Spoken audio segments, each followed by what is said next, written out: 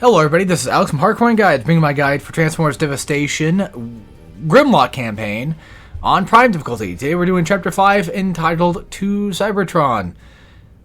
Yeah, that should be right? I can't see the name of the thing, so... Well, one can hope, but this is the true, honest, actual shortest chapter of the entire game. And right off at the start, right off the bat, we have to deal with none other than, of course, freaking Starscream like we normally do. And this fight's way more obnoxious just due to the fact that the camera, not only the camera, it just always feels like the environment just changes. I don't know. I most likely it's just a camera trick, but either way, I've never really liked this fight because chasing him down is quite irritating.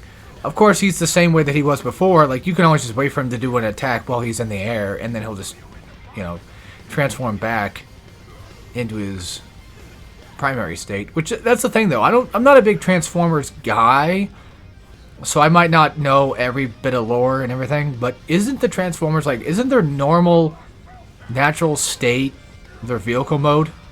Is that true, or is that something I just made up or thought wrong about? I don't know. I'm not 100% sure about that, but who knows? I'm sure I could find out the answer later if I really wanted to.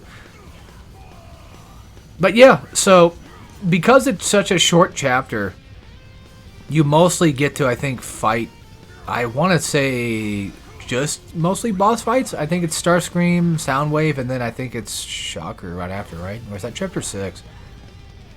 No, I'm pretty sure this chapter... The shortest chapter, usually you fight Shocker, in his own thing. For those that aren't aware, real quick, Loudspeaker can actually untransform somebody, so you can use that to your advantage if you wanted. But it's one of those things where I only just do it because, out of habit, more so than just because I really want them to not be transformed. So I'm not really sure. Yeah, see that right there? That's what I was talking about earlier with the whole combo thing is... there is a triangle combo, but weirdly enough, if you do triangle at a certain point in time, you can potentially fuck up that combo. It's really weird. So, there's not a lot of combo potential with Dino Form. Unfortunately, I think it's maybe one, maybe two of them.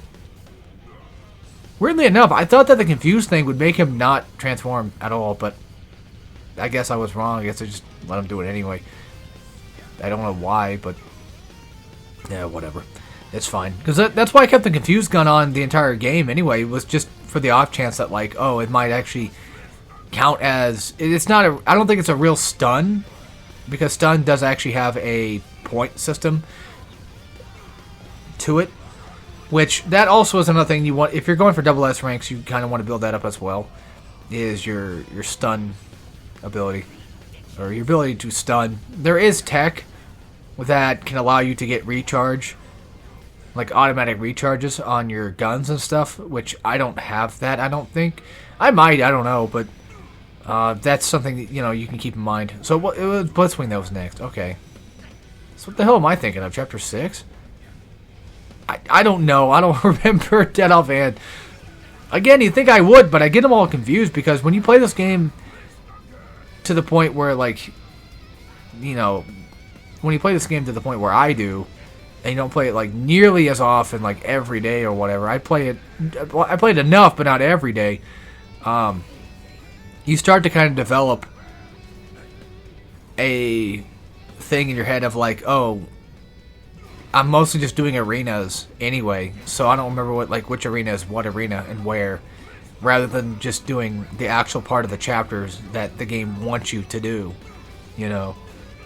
But when it comes to Metal Gear Rising, for the most part, I can remember most of it. But I think that's just because of the way it's made. Even if I'm going from arena to arena, in all technicality in that game, you're really kind of not, too. You're really just kind of going from arena to sometimes stealth sections. Metal Gear Rising was built really well with its pacing and its level design.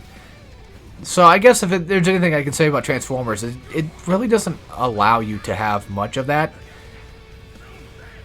You can explore from time to time, sure, I mean, there's always like extra side missions and stuff, but for the most part, you're really realistically just going after one arena to the next. And that's where I think it gets kind of confusing with like what's what sometimes. Not that it's a bad game, I'm not saying that. I'm just saying that if I had to give it one thing that's like, I kind of wish it was a bit better. I kind of wish that you were maybe, using the word forced sounds awful, but maybe just make it to where players have to do a bit more platforming here and there. Maybe letting them do a bit more stuff than just arena to arena, because like that's what it can really become.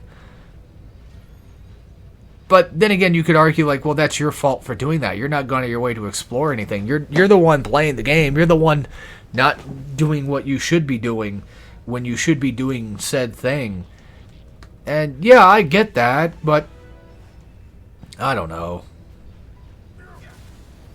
Still no idea why I decided to break that.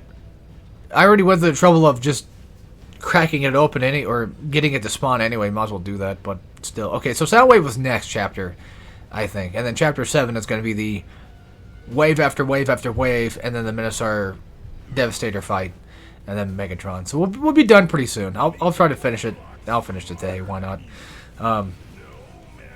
Which I think that's in total 6 recordings in one go.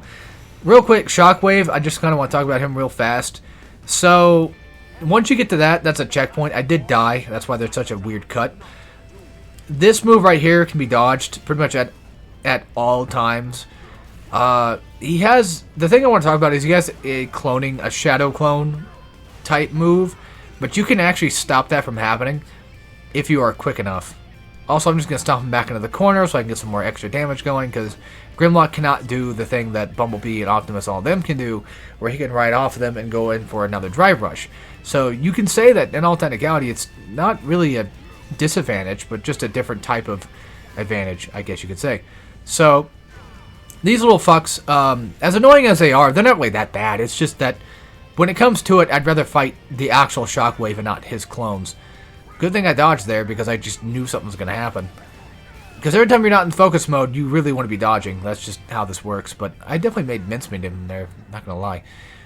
But yeah, Shockwave, like, you can't stop his clones, but you have to do, like, I think a certain attack for that to happen. And worst come to worst, just do drive, rush, triangle, and you should be fine. But anyway, other than that, that's it for this. Hope you guys enjoyed, and take care, everybody.